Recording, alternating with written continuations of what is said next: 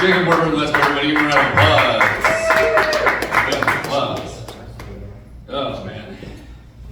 Alright, let's see what I can fuck up now. I see I brought everything up here so I can actually remember things, but I might still mess some things up. So I know I look like one of those people that might have 100 or something locked in their basement. It's plants, I'll have you know. Don't judge me thinking it's bodies or children or maybe even sinners. But as I mentioned earlier, I smoke weed. One thing when people know that I keep all these plants and I know that I smoke weed, they're like, oh, you obviously grow weed. And it's like, no, I don't do that. I don't do that because I know my limit and I grow within it. I don't want to be that person that shows up to your house with like a fucking Ziploc bag full of stems and seeds, and they're like, oh yeah, handing it to you like it's some amazing bag of fucking weed. You gotta like look at it, like, you know when somebody shows you a picture of their fucking newborn, you're like, oh, I can see the folds still. Oh, you know, you gotta pretend that you like the fucking picture. Same deal. I'm not gonna be that dude. I'm not gonna push that weed on people. Like I said, I know my limit. I grow within it. That being said, your next comedian is a self-proclaimed, I had to write this down so I didn't forget, highly closeted gay comedian and also the biggest Rush fan that you will ever find, apparently. Ladies and gentlemen, Hamilton's own Daryl McCallum.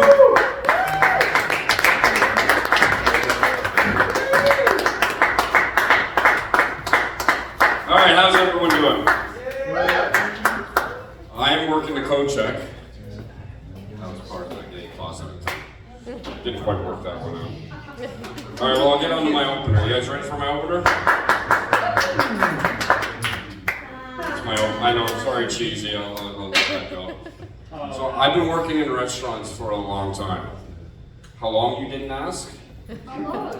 Ever since Bill Clinton thought it would be a good idea to gift an intern a cigar and offer to pay for her dry cleaning. So most of my tips, or most of my income is through tips. And every now and then you get that beautiful, beautiful 25% tip. I feel like Julia Roberts in Pretty Woman. You know, just a dirty little whore.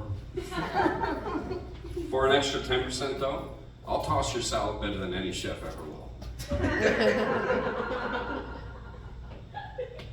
Speaking of butt play,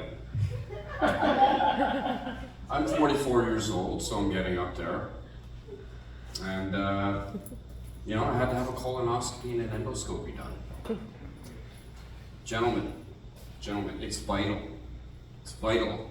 It's vitally important which one they do first.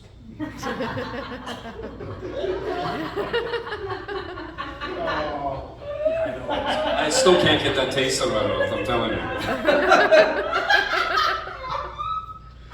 So at work, you know, I have to ID check people a lot of times. So I always check IDs twice.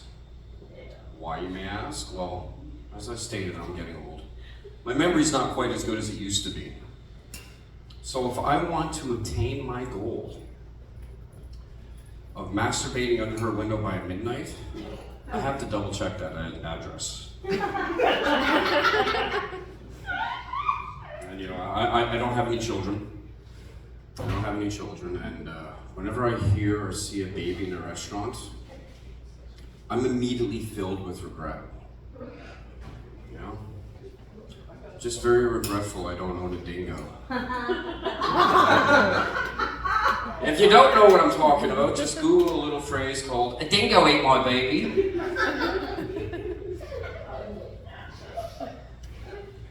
You know, after the colonoscopy, I felt like I lost my butt cherry.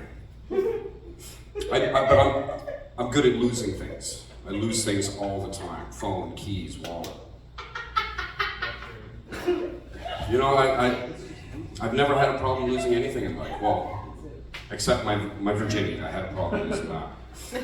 No, that's not true. That's not true either. I lost that at 14. And to this day, I refuse to go back to the Catholic Church. You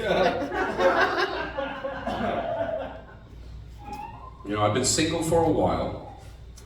And I saw it said online, someone said, if you're single for 4+ years, it's like getting your bachelor's degree. I thought that was cute. You You know, it's kind of a cute way to say it. So if you can all get together and congratulate this high school dropout and getting his 7th PhD, that'd be amazing. Thank you. Let's say I do find someone, things start getting kinky in the bedroom. Right? I've come up with a new safe word. Would you guys like to hear it? Yeah. It's, God, please don't stop. It's been so long. Sorry, I just gotta pick up my dignity. There we go. So I started seeing a therapist for the first time, and she recommended that I stop drinking for a period of time, so we can get an accurate depiction of where my mental health is at.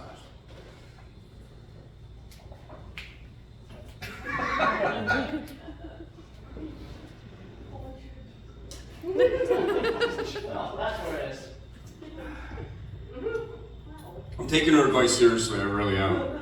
But I'm telling you the truth. It's really hard to get that taste into your mouth. So, there's an allergy out there that I find really weird. It's people who are allergic to pollen. Let me explain why I find that weird. Pollen is how plants make baby plants, right? So in a sense, it's plant semen. Don't laugh too hard, we don't want to miss that. So they have pollen reports daily. Can you imagine if they had that for humans?